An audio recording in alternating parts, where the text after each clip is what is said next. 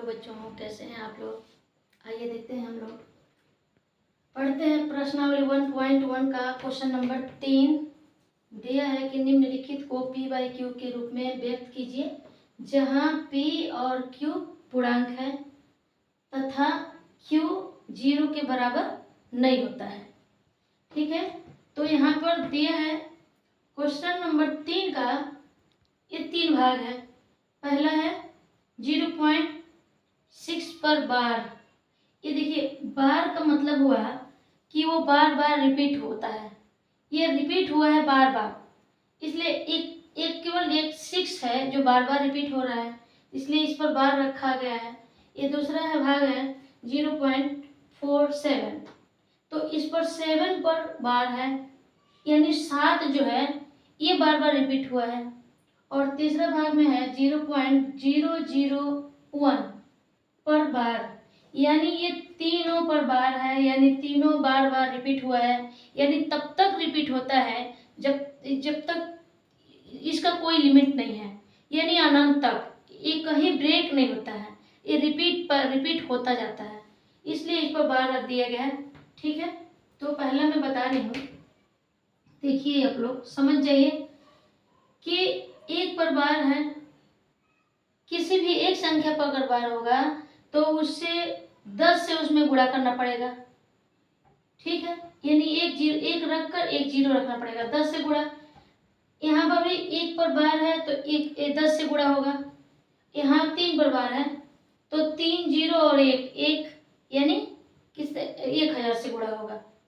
ठीक है, एक का मतलब हुआ एक 0, एक रखकर एक 0 रखकर। तो मैं इसको बता दे रही हूँ आप लोगों को। ये देखिए हल करेंगे, लिख लेंगे यहाँ पे। सबसे पहले इसको क्या करेंगे कि लिखेंगे कि माना x मानेंगे, माना x बराबर 0.6 या अगर इस तरह से हम लोग नहीं लिखते हैं, केवल इसको उतारेंगे बार वाले को, तो ये वाला हटा देंगे। यहाँ पर लिख लीजिए, उतारिए नीचे 0.6, बार का मतलब हुआ बार बार आया है। अब करेंगे क्या, माना x बराबर 0.6, ये बार का मतलब है बार बार आया है, यानी बार लिखिए 1 2 3 डैश डैश डैश, ये समीकरण नंबर 1 ही मानेंगे इसको। ठीक है, यानी केवल 3 बार ही मैं दर्शा रही हूँ, ये तो अनंत बार है, इसका कोई अंत नहीं है, तो इसको मान लिए समीकरण नंबर 1। अब क्या करेंगे कि लिखेंगे, ये देखिए एक भाग ये है, x को माने हैं और बराबर के साइड में एक भाग है। यहाँ पर लिखेंगे दोनों तरफ देखिए एक पर है तो इकाई दहाई, यानी 10 से गुणा करने पर, 10 से गुणा करने पर, 10 से गुणा करने पर। ठीक है, तो 10 से इसमें गुणा करेंगे तो क्या होगा, 10x हो जाएगा। यहाँ पे 10x, क्योंकि ये अचर संख्या है, बराबर देखिए 0.666 में 10 से गुणा होगा तो क्या हो जाएगा, तो पता है आप लोगों को, यहाँ पर गुणा करके देख लेंगे। 0.666 में 10 से मल्टीप्लाई कर दीजिए, गुणा कर दीजिए। ये देखिए ये 0 है, एक 0 है तो एक 0 यहाँ रख लेंगे, बाकी 1 से पूरा को उतार लेंगे, 2 3। ये देखिए 3 अंक पहले दशमलव है तो 1 2 3 अंक पहले हम लोग दशमलव लगा लेंगे। और यहाँ पर जो 0 आया है तो बार वाला संख्या है, यानी बार बार आने वाला, इसलिए हम लोग 0 की जगह पे 6 ही रख लेंगे। ठीक है, यहाँ पर लिखेंगे, यानी दशमलव के बाद 0 का मतलब कुछ नहीं हुआ, तो यहाँ पर होगा 6.66। देखिए ठीक है, इसको मिटा दीजिए। अब क्या होगा, ये समीकरण नंबर डैश डैश है, समीकरण नंबर ये 2 है। अब लिखेंगे क्या, देखिए समीकरण नंबर 1 और समीकरण नंबर 2 हो गया। अब लिखेंगे कि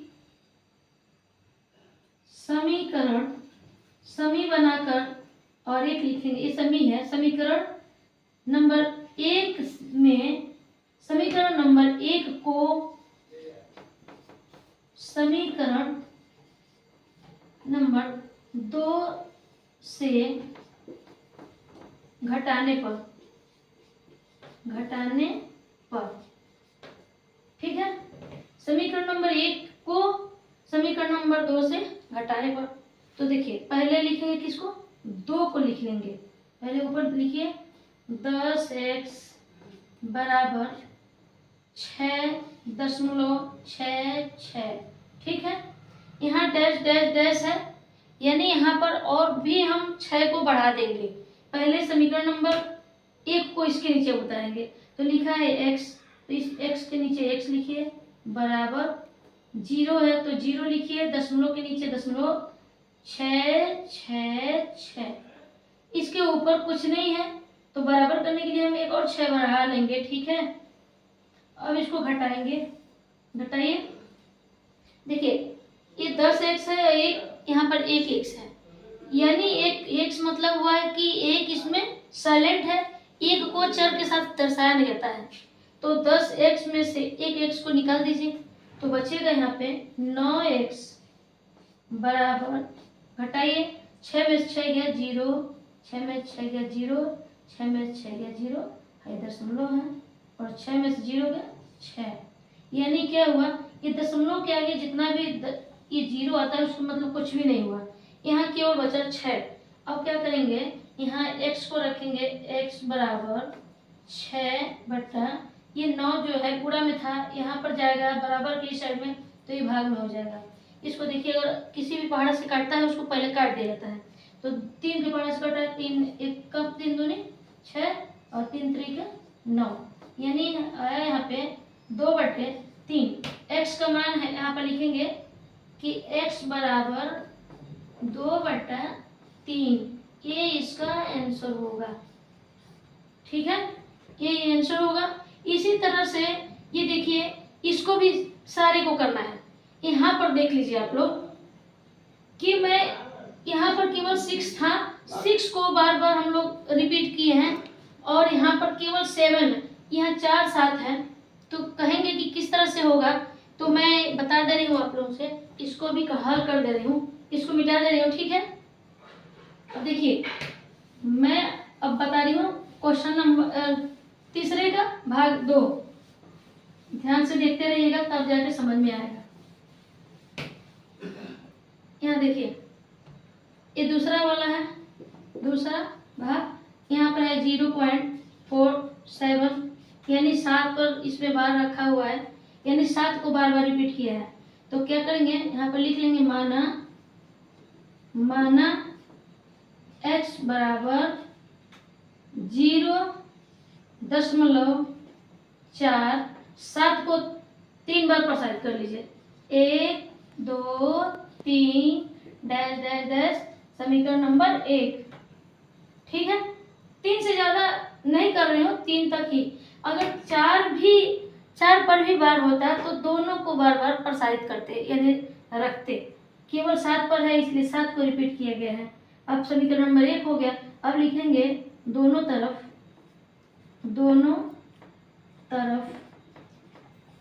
किससे गुणा करने पर, केवल 1 पर है तो इसको इकाई मानेंगे, दशमलव को दहाई मानेंगे, ये भी 10 से गुणा होगा, दोनों तरफ 10 से गुणा करने पर अब गुणा करिए, 10x हो जाएगा यहाँ पर, 10x बराबर, अब इसमें गुणा किस तरह से होगा वहां गुणा करके देख लेते हैं, 0.4777 गुणे 10, ठीक है।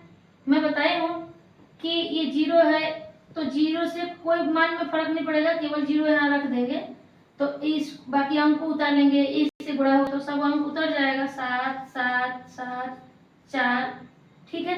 अब देखिए कितना अंक पहले दशमलव लगा है, 1 2 3 4 अंक पहले लगा है, तो यहाँ से गिनिए 1 2 3 4 अंक पहले दशमलव लगा दीजिए, यहाँ पर हुआ कि 4.777, ठीक है। 3 बार मैं लिख रही हूँ यहाँ पर, देखिए। अब देखिए क्या होता है। अब ये हो गया डैश डैश डैश समीकरण नंबर 2। अब समीकरण नंबर 1 भी मिल गया, समीकरण नंबर 2 भी मिल गया। अब क्या करेंगे हम लोग, समीकरण नंबर 1 को समीकरण नंबर 2 से घटाने पर, तो लिख देंगे यहाँ पे समीकरण नंबर 1 को समीकरण 2 से घटाने पर। अब घटाइए, पहले बड़ा वाला अंक उतारेंगे। यहाँ लिखेंगे 10x बराबर 4.777 डैश डैश डैश है, अनंत तक वो तो जाएगा। और समीकरण नंबर 1 को आप उतारेंगे, x के नीचे x रहेगा, बराबर 0.477।